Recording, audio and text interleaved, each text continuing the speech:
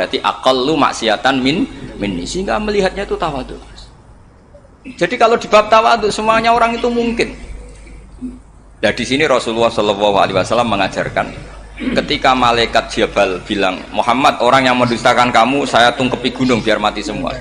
Kata Rasulullah, saya berharap keluar dari tubuh mereka min aslabihim, dari keturunan mereka orang-orang sing mukmin. Sudah karuan kafir saja Nabi tidak berhenti berharap. Jangan-jangan nanti keturunannya mukmin, dan itu betul. Kita tahu Abu Lahab punya anak Darrah itu mukminah. Abu Jahal punya anak Ikrimah juga mukmin. Dulu Walid bin Mughirah musuh besarnya Rasulullah punya anak Khalid bin Walid. Sekarang orang-orang yang abangan nggak hafal Quran, kadang anaknya hafal Quran. Lewat program PTPG, kadang hafal Quran malah anaknya nggak hafal. Makanya kalau pas wisuda sampai bingung. Gurunya itu sampai nangis. Kenapa nangis? Ini anaknya orang nggak hafal Quran tak wisuda hafal, saya gurunya nggak hafal kata.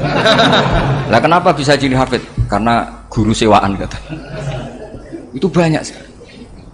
Ini penting saya utarakan supaya ekstremitas itu berkurang. Logika-logika yang dibangun ulama itu ngikuti riwayat. Agama itu ngikuti riwayat, bukan sekedar akal.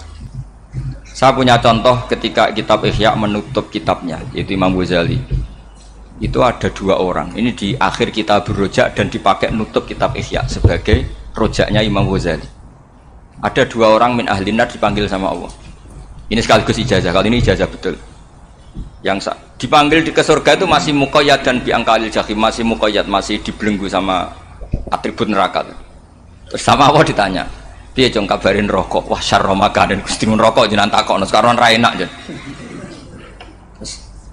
Terus kata Allah, ya sudah kamu kembali ke sana karena kamu memang orang fasik. Itu lari, semangat mau ke neraka. Ini ijazah. Semangat disuruh kembali ke neraka itu semangat lari.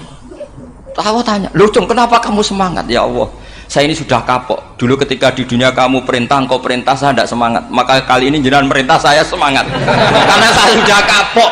Setiap engkau perintah, saya ada lari semangat ke neraka. Nah barokahnya semangat masuk neraka ini, kata Allah, ya sudah kamu di surga saja. Maka ijazah, nanti kalau ada pengumuman, silahkan masuk neraka. Kamu harus lari sekencang-kencangnya. Karena itu perintah Allah, apa? Yang ketika kita di dunia kalau diperintah males-malesan. Kalau kamu diperintah sholat subuh jamaah kan males-malesan. Dan itu menjadi kita masuk neraka.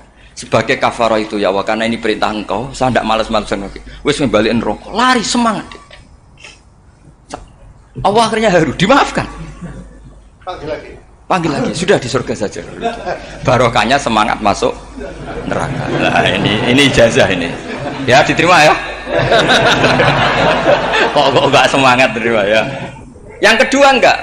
Sudah kamu kembali ke neraka, pelengahan gitu. Enggak semangat. Allah dilihat terus enggak semangat. Kenapa kamu toleh? Ya Allah, saya tidak pernah ngira ketika engkau manggil saya ke surga, kemudian engkau kembalikan lagi ke neraka. Ya sudah di surga saja. Barokahnya husnudzon. Jadi ini ijazah, kamu milih dua itu, milih yang mana terserah. Artinya apa? Logika kamu itu tidak mesti masuk apa yang dilakukan oleh Allah Subhanahu wa Ta'ala. Itu logika kamu kan tidak masuk, tapi Allah yaf'alu ma yasha. Ini penting saya utarakan. Nah, tapi orang-orang ekstrim itu maunya nyifati Allah dengan status yu'adzib, yantakim, jabbar, qahar. Sifatnya Allah Ta'ala itu 99. Kenapa apal kamu hanya satu? Jadi tetap saja menghadapi fenomena seperti ini tetap laisa laka minal amri syai'un aw yatuba alaihim aw yu'adzib. Sehingga setahu saya Mbah Mun, Mbah Hamid Pasuruan, guru-guru kita, habaib yang alim-alim itu melihat tamu macam-macam ya dilayani semua. Karena ini ngadepi fenomena sosial yang semuanya tidak jelas. Kalau nggak jelas apa? Ya kita bisanya berharap karena afdolul ibadah itu intidharul farad. Kalau belum Islam sekarang kita harapkan nanti. Kalau bapaknya enggak kita harapkan anaknya. Kalau anaknya belum kita harapkan cucunya. Karena agama ini limangka nayarjuwo hawal yaumal akhir. Agama ini bagi yang terus berpengharapan, bukan bagi yang putus asa.